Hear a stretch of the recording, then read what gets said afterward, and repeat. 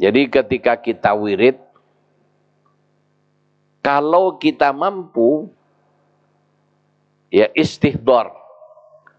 Artinya hati kita dihadirkan. Jadi saya lebih memilih bukan menghadirkan. Hati kita dihadirkan.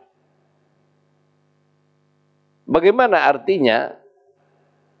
Rasakan bahwa ketika kita zikir itu ada di hadrah guru kita, Syekh Ahmad bin Muhammad At-Tijani radhiyallahu anhu.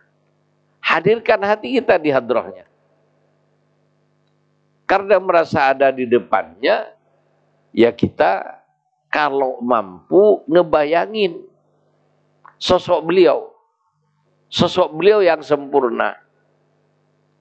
Lebih hebat lagi kalau kita mampu istihdar dengan Rasulullah sallallahu alaihi wasallam.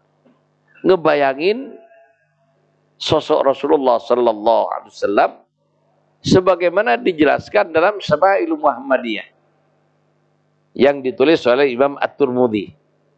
Hadis-hadis tentang bagaimana tampannya Nabi kita, bagaimana bentuk wajahnya, bagaimana bentuk rambutnya, bagaimana Rasulullah cara menyisir rambutnya, bagaimana Rasulullah pakai imamah, pakai sorban. Ngebayangin hadir dan berada di depan sosok Rasulullah sallallahu alaihi wasallam. Jadi dalam Thariqah Tijani kita tidak dianjurkan ngebayangin Allah. Kan ada orang berzikir ngebayangin Allah. Yang seperti itu rentan dengan kesyirikan. Kenapa? Ya apalagi akidahnya belum mapan. Dan kebanyakan para pengikut Thariqah itu bukan kita ini memandang underestimate, mengecilkan, tidak. Tapi memang sudah sunnatullah. Banyak orang yang mengambil Thariqah itu ilmu agamanya, jangankan ilmu tasawufnya, fikihnya aja pas-pasan. Bahkan kurang. Betul apa tidak? Lah apalagi akidahnya? Apalagi tasawufnya? Kemudian dengan ilmu yang serba kurang ini ngebayangin Tuhan. Sudah pada Tuhan aja. Kita sebenarnya Allah, Allah, Allah. Iya. Hebat. Akan tetapi ketika kita ngebayangin Allah subhanahu wa ta'ala dalam bentuk sosok apapun bentuk sosok itu. Sosok cahaya misalnya. Ngebayangin Allah seperti cahaya. Perlu diketahui cahaya yang Anda bayangkan bukan cahaya Allah. Jadi Allah punya cahaya. Tapi bukan seperti cahaya matahari. Bukan seperti cahaya bulan. Dan bukan seperti cahaya apapun. Kenapa? Laisa kamitslihi syai'un. Tidak ada yang sama dengan Allah. Ketika kita ngebayangin Tuhan dengan sesuatu termasuk cahaya, maka pada saat itu kita masuk ke kesyirikan. Itu. Kemudian apalagi ngebayangin. Sebagaimana Quran menyatakan Ar-Rahmanu 'alal arsy istawa. Allah bersemayam di atas aras. Ya duduk begini ini di atas aras. Ketika ngebayangin Allah duduk di atas aras, berarti tanpa disadari Allah butuh tempat. Itu. Padahal Allah tidak butuh apapun dengan yang ada. Karena Allah yang ciptakan. Ini yang pertama. Yang kedua, coba bayangin. Orang duduk di kursi, Kalau kursinya lebih kecil dari badannya orang yang duduk, kira-kira gimana? Minimal walaupun kursinya kuat, yang duduk cepat lelah. Iya kan? Karena tempat duduknya kecil. Tapi yang namanya aras atau singgasana, kira-kira singgasana itu lebih gede mana? Badan raja dengan singgasana kerajaan. Gede mana? Lebih gede singgasana kan? Berarti ada yang lebih besar dari Allah. Di mana Allahu Akbar? Jadi banyak pertanyaannya nanti. Yang mana kalau masuk ngebayangin Tuhan, berarti masuk ke daerah yang benar-benar berbahaya. Nanti tanpa terasa tujuannya beribadah, akan tetapi salah langkah. Itu bisa salah langkah.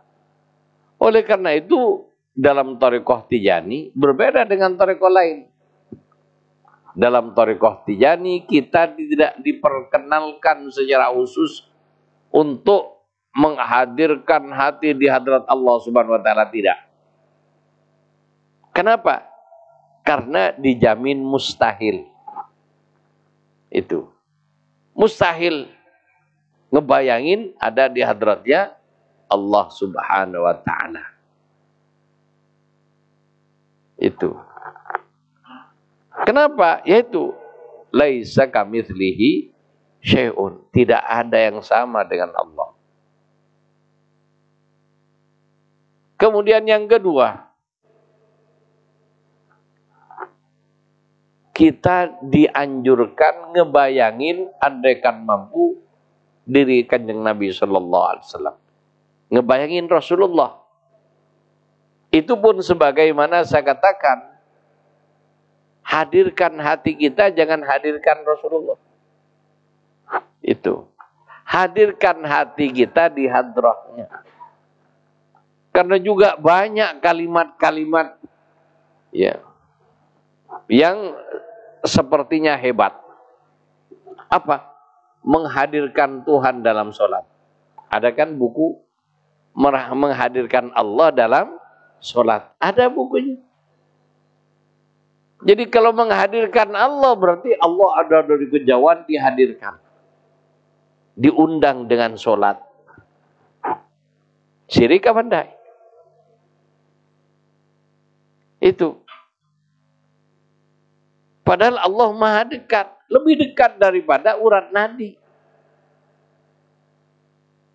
Lalu bagaimana menghadirkan Allah dari kejauhan? Karena menghadirkan kan dari jauh.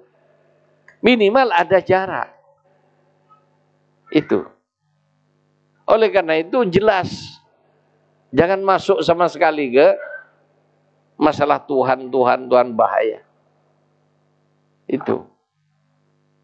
Lebih bahaya nanti takut kebalik. Ya, Tuhan tuh. Iya kan? Bisa kebalik nanti. Itu. Tidak ada yang mampu.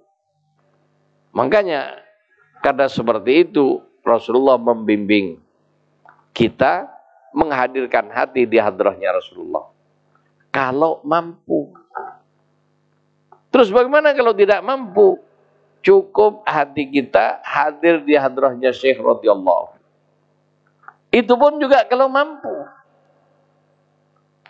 Tapi kan kita tidak pernah ketemu Syekh. Seperti siapa wajah beliau? Ini. Ya, seperti yang sudah lama jadi rame ngomong sana ngomong sini. Kok sing yo kata orang Jawa. Tahu yo. Ya, kayak yang sing tahu banget. Sampai ada yang mengatakan, ya karena cucu Syekh mengatakan tidak ada fotonya Syekh. Kemudian dibilang makrifahnya mereka kurang dengan Sayyidi Syekh radhiyallahu anhu. Wah, sudah hebat banget. Itu. Para ikhwan rahimakumullah. Ya. Wali kutub itu menyimpan jutaan rahasia. Sehingga kita sebagai muridnya, kalau kita tidak mampu ngebayangin Sayyidi Syekh radhiyallahu anhu, enggak usah macam-macam ke sono. Sudah yang mampu aja. Ya alhamdulillah kita, ya ikhwan kebanyakan sudah tahu wajah Habib Ja'far. Udah beliau aja. Syekh Umar Baidawi, ya seperti zikir bareng beliau.